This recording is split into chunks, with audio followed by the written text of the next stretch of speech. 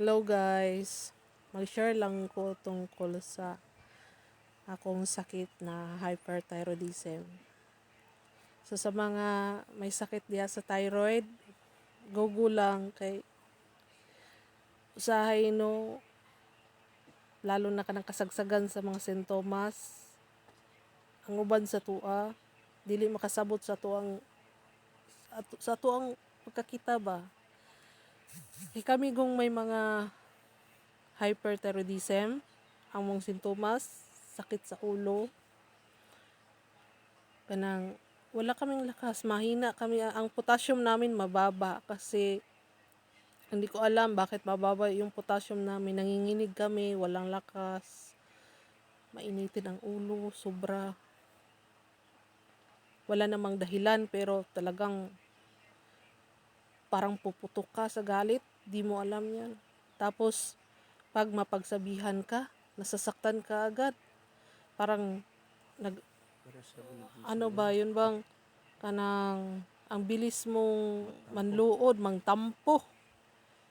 Hindi mo gusto mo balagi ka na lang nag-iisa. Gusto mo laging nakamukmok na lang sa kwarto, ayaw mo na makipagmingle sa tao. Kasi di ko alam, basta yun talaga ang sintomas. Tapos yung liwanag, napakasakit sa mata yan. Sobrang sakit ng liwanag. Parang palagi ka na lang ganun. Sa awa ng Diyos, buti tong dalawang mata ko, medyo okay na. Kasi dati yung isang mata ko, luwa na yan. Tapos yung isa, nakaganon, singkit. Ano siya, parang kirat siya. Ganon. Pero sa awa ng Diyos, medyo okay naman yung mata ko. Pero dati talaga, ganon. Tapos yung isang mata, dilat. Tapos, um, basta, ang dami kong naramdaman sa number 1, tong liig ko. May time na masakit talaga, sobra. Tinutusok talaga yung liig ko na hindi ko alam kung ano. Na palagi kang kakain ka, para kang na ano ba, yun bang nabubulunan. Kaya sa mga thyroid yan, hyperthyroidism, laban lang. Di po ba pag may hyperthyroidism, payat ka? Pero sa sistema ko ngayon, dahil sa umiinom na ako ng gamot, talagang sa panahon kasi na yun na pumayat ako, para akong nag-worry sa ano ko ba, sa timbang ko. Kain ako ng kain, wala na, kahit walang lasa yung pagkain sa ano ko. Kain lang ako ng kain, kaya tumaba tuloy ako. Bitaw guys. Ah, ano siya, kanang mental health mo, depression talaga, pag may sakit ka ng hyperthyroidism. Yan yung masasabi ko sa inyo na may mga hyperthyroidism dyan.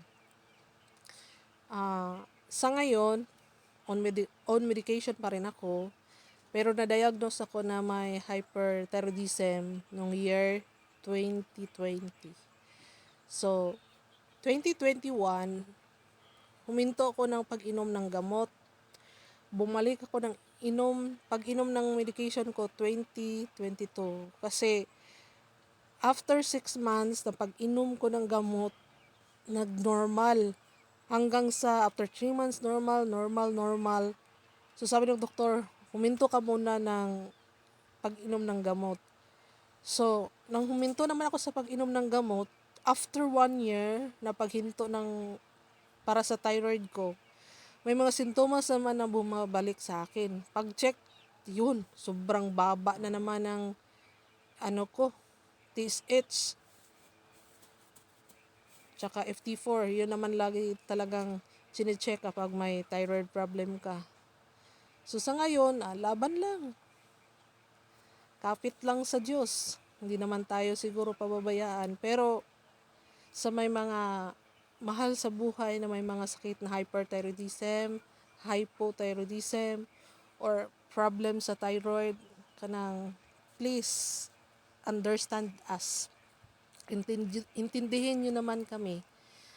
Kasi meron kaming mga pag-uugali na hindi rin namin alam bakit ganyan kami. Pero darating din yung panahon na mawawala din yan, makukontrol pag nag-take na ng medication. Naalala ko pa dati, hindi ako marunong magsulat. Sobrang yung kamay ko ba, nanginginig. Yan lang muna yung may share ko tungkol sa um, hyperthyroidism ko. Kaya, mga brad, sis, fights lang gugo lang Sa usahay, di ta kasabot sa tong kaugalingon. Kaya, laban lang.